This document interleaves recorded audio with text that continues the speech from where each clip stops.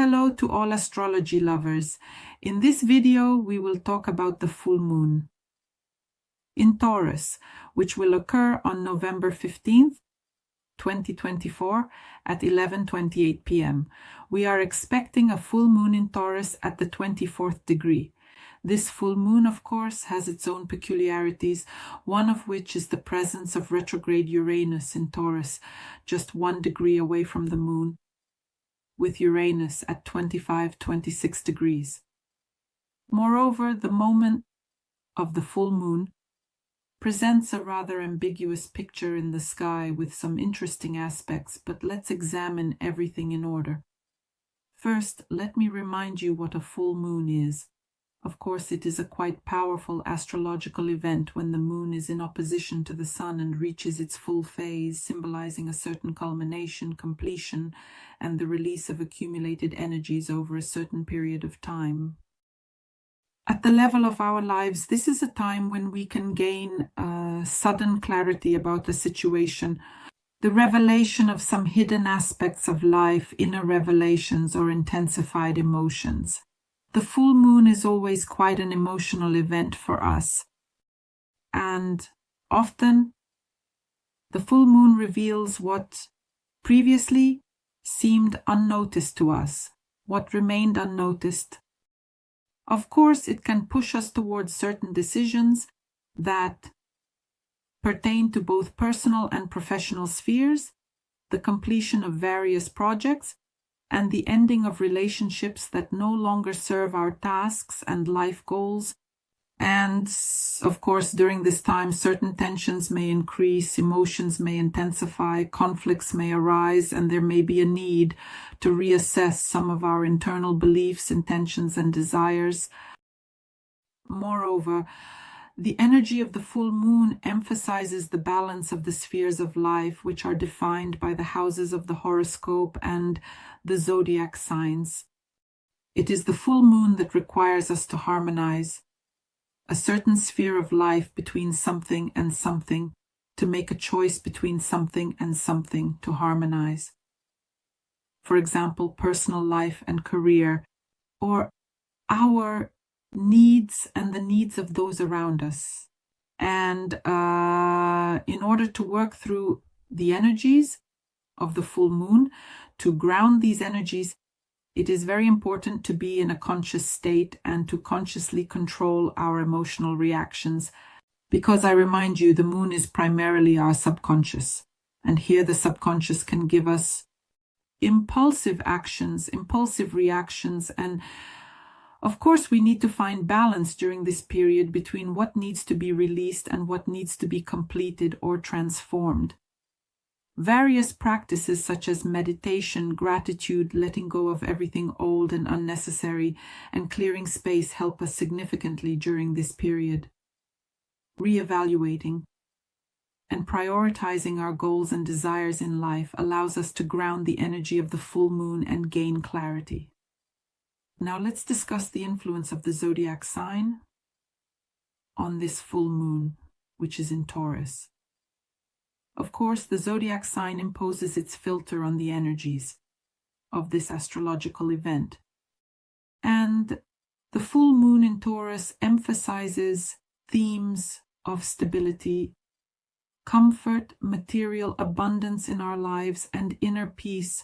Taurus is an earth sign. It symbolizes stability, resources, and values. And the full moon here raises questions related specifically to financial well-being. A sense of security and harmony in everyday life, meaning this is a period when we can identify our true needs for stability and security. It is a time when we can uncover certain material and emotional attachments that need to be released and eradicated, which hinder our development. Of course, the influence of Taurus makes the energies of the full moon quite slow but very powerful, capable of creating situations that require our patience and rational approach. And here, questions may arise related to financial investments, real estate, and taking care of our bodies, because the body is also physical and tangible, or there arises a need to create a cozy space where we live. And the emotions that the full moon in Taurus raises are linked to the feeling of comfort and stability.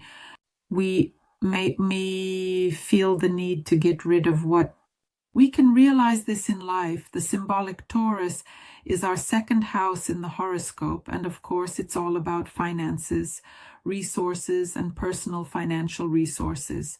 It's about material goods, values, and our relationship with the material world, our ability to earn, manage money, and the desire for comfort and security. Additionally, the second house, by the way, is responsible for our self-esteem, the value we bring to this world, our skills, and some internal qualities. All of this is activated by the full moon in Taurus, these themes. Nevertheless, we also have the ruler of this full moon, which is Venus. And Venus is the planet of love, harmony, beauty, and the pleasures of material values in our lives. It governs how we express our feelings, how we form our attachments, how we seek and receive joy in life, revealing our tastes, aesthetics, and relationship to comfort. It is responsible for how we interact in personal or business relationships. Moreover, of course, it's about money, financial preferences, and the manner in which we enjoy the blessings of life. Sometimes even questions of luxury, art, and beauty. All of this is Venus. Venus is currently transiting through the Earth sign of Capricorn, activating themes and energies of stability, maturity, and responsibility, especially in the realm of personal relationships and values. During this period, qualities such as seriousness, loyalty, and some structure and organization are emphasized, and this all manifests in romantic, business, or friendly connections. Venus in Capricorn strives for reliability and security. During this period, we may particularly reflect on the durability and long-term nature of our relationships or financial investments. When Venus is transiting through the zodiac sign of Capricorn, of course, values shift towards pragmatism and quality. Our material expenditures become more thoughtful and are aimed at acquiring more sustainable and useful items. In relationships, for example, there may be a transition to a more serious level or a complete ending of relationships that do not satisfy us. This involves establishing clear boundaries and expectations. Capricorn is generally associated with career and social status. Venus here can stimulate an additional desire to achieve success specifically in professional activities, to create a solid reputation, and to build harmonious business connections. Now let's consider the symbolism of the degrees of Taurus, where this full moon occurs. The 24th degree of Taurus is a symbol and image represented as a fiercely galloping Indian warrior who has human scalps on his belt. Such an interesting picture. And the interpretation of this symbol lies in the fact that we exhibit some aggression of our instincts when we fight for some earthly basis of action, for a physical and tangible manifestation of something in our lives. To be continued. And in mythology in early America, the Indian represents a savage who is closely connected to nature, lives by nature, and remains somewhat subject to, guided by primal human instincts. In the present time, the manifestation of these instincts can sometimes occur and lead to some violence. That is, some of our awareness may be turned off here and only instincts are at work. And the symbol implies a certain cruelty and aggressiveness as the foundation of human nature on the level of emotions, on the level of a certain culture. That is, this degree shows us that even in our modern civilized time, we can believe that instincts and attachments defined in our culture can generate some violence and conflict. And we can emotionally believe that violence is capable of protecting our values and our identity, This is demonstrated to us by the 24th degree, but if we return to the new moon in Taurus in May 2024, it occurred at the 18th degree of the sign, and the symbol of this degree shows us the image of a woman who is hanging her old bag out of the open window of her room. Such a picture. And here, the key to decoding is you must purify their ego consciousness. That is indeed, considering that the symbol presents us with a woman, it emphasizes this bag and truly, absolutely the need to cleanse one's consciousness, to free one's mind from old attachments and illusions. This cleansing of perception creates space for a deeper and higher level of awareness in our development, our inner harmony. It gives us the opportunity to go beyond our limitations and achieve new spiritual growth. Thus, we can observe the tendency of our development through certain experiences. And I remind you, to understand where this occurs, you need to know which house of the horoscope the full moon in Taurus happens. So if we combine the information of these degrees, we can see a very deep connection between the cleansing of the inner world and our struggle for survival and cultural differences. That is, here it emphasizes the importance of working with internal conflicts and internal limitations, the necessity of cleansing, the necessity of transforming our perception, and here it is necessary to come to the realization and liberation from selfish attachments in order to avoid destructive manifestations of our aggression and violence in relationships, and instead to rise to a higher level, harmony and balance in any interactions. That very balance I mentioned at the beginning about how the full moon works as an astrological aspect of our lives and harmonizes a specific area of life. Keep in mind that the waning moon will affect us until December 1st, 2024 inclusive, and some concluding processes will unfold precisely during these 2 weeks, when we will need to either finish something or achieve results to see the outcome. We look again at the houses of the horoscope where the full moon occurs. We close the period from May 8th to November 15th, 2024. And by the way, if you made any notes of plans, intentions, tasks, or goals during the new moon in Taurus on May 8th, now is the time to return to those notes and compare what has been achieved. Now let's look at some key aspects in the sky that are active at the moment of the full moon, besides the transit of Venus. So the first thing I mentioned is retrograde Uranus in Taurus, a direct participant in this full moon with a difference of 1 degree, adding elements of surprise and changes, some internal upheavals to this event. Uranus is the planet of revolution, the planet of innovation, and in its retro phase, it directs its energy inward. It makes us reconsider our old beliefs, ideas, and approaches. And when Uranus is also in Taurus, it touches upon the themes of material values, security, and familiar structures. Retrograde motion pushes us towards a deeper analysis and reassessment of these aspects. The full moon in Taurus is a culmination in matters of the material world, values, and stability. It is associated with the completion of cycles where it is necessary to put some outdated beliefs and approaches regarding finances, resources, and comfort to rest. This process of transformation becomes more internal, more conscious, simply because Uranus is retrograde.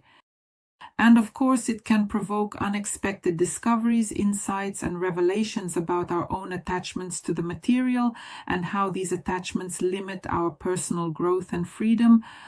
And the main influence of the aspect will manifest in the fact that we may face the necessity of some changes in our financial stability, in our relationship to property and to security. Moreover, there can be very sharp, unexpected changes here. They may be unpleasant in the moment and we may not be ready for them.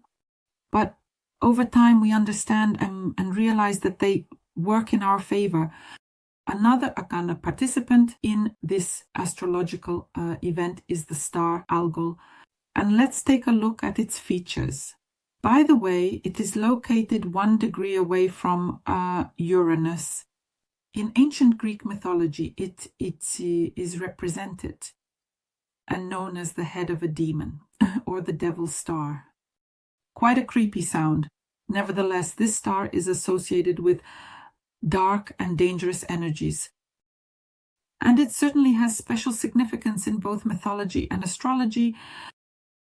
It is Algol that is associated with the myth of Medusa Gorgon, as it is located in the constellation Perseus, where the head of the Medusa is. And the myths claim that Perseus fought the Medusa and cut off her head, which then became a source of death for those who looked at it. And Algol symbolizes these destructive forces. They are associated with violence, death, and demonic powers. In turn, in astrology, Algol is attributed with a strong influence that is associated with pronounced negative traits. That is, it is a star of violence, fear, destruction, and great personal trials. And there may be moments when we face crises, especially regarding issues of power and control of cruelty and violence. At the same time, Algol can provide us with powerful transformations precisely through these crises, through insights, and allows us to free ourselves from the past. That is, it gives us the opportunity to be reborn. The energy power of this star represents certain extremes. That is, as I said, it is about destruction, about mortality, but also about purification through struggle and transformation. And it is Algol that serves as a catalyst for personal crises. When we confront those parts of ourselves that we would prefer to ignore, Algol symbolizes forces, that can manifest through aggression, influence, manipulation, and cruelty. And if we approach this consciously, at some point these forces can be transformed into something more powerful and aware. Naturally, to work through the energies of this star's action, one must engage in conscious acceptance of the dark aspects of one's life, of one's sides. One's personality should use crises only for growth through any means of self-discovery, therapy, various activities that allow one to free themselves from old traumas. And, of course, acceptance of power. That is, Algol is related to the theme of strength and power. Here, it is important to learn to use these qualities constructively, not destructively. In the comments, be sure to share how this aspect with Uranus and Algol plays out for you.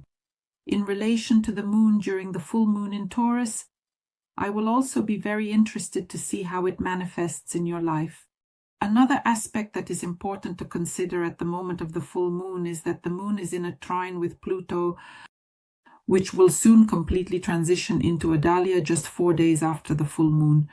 And this trine activates very deep processes of transformation in our emotional sphere, providing a very powerful influence on stability and the inner resources of each of us. The aspect contributes to such a deep transformation of personal values, emotional attachments, and the sense of security. And all of this may manifest through the need to reconsider what brings us stability and comfort. And of course, this will bring certain changes in our material and emotional aspects. The trine of Pluto with the moon helps us work through old emotional traumas and fears, opening the way to healthier and more constructive experiences in our lives. This is a time when we can radically change our approach to our own emotions. We can learn to let go of some old attachments and strengthen ourselves from within our inner resources. In personal relationships, especially in family or close connections, there may arise a desire to understand each other more deeply, to uncover some hidden emotional needs. And all of this will, of course, contribute to the harmonization of relationships over time through awareness and gradual personal growth. At the same time, the Sun is in Scorpio and is in a trine with retrograde Neptune in Pisces during the full moon. This aspect activates strong intuitive creative flows. It promotes our deep inner experiences and processes of self-discovery. That is, the aspect enhances the ability to perceive hidden truths, to intuitive understanding, and to penetrate some mystical aspects of our lives. The influence of Neptune, of course, can blur the boundaries of reality, prompting us to seek in the spiritual realm. And the Sun in Scorpio emphasizes hidden motives and the transformations of our personal power. And during this period, it can contribute to rethinking some past misconceptions, ideals, giving us a chance to heal some emotional wounds and get rid of certain inner illusions. And indeed, the aspect can also create situations where we turn more and more to our creative side of personality. We are more cleansed from old energy blocks. In relationships, by the way, there may be moments of deeper understanding of each other, especially on an intuitive level. And here it is important to avoid idealization and endowing the partner with unrealistic expectations. Another significant aspect at the time of the full moon is the aspect related to Venus. The ruler of this full moon, which is in a T-square with the Capricorn karmic node.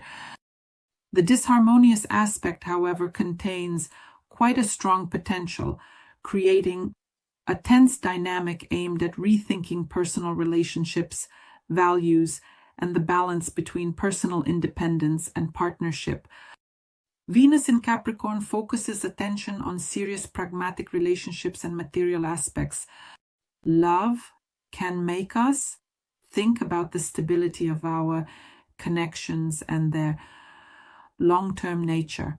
However, the square with the nodes forces us to pay attention to the lessons related to our individuality and harmony in relationships with others. Conflicts may arise here between personal independence and the need for compromises with partners. During this period, situations may arise where one must choose between following personal interests and the desire to maintain independence or preserving balance and harmony in relationships.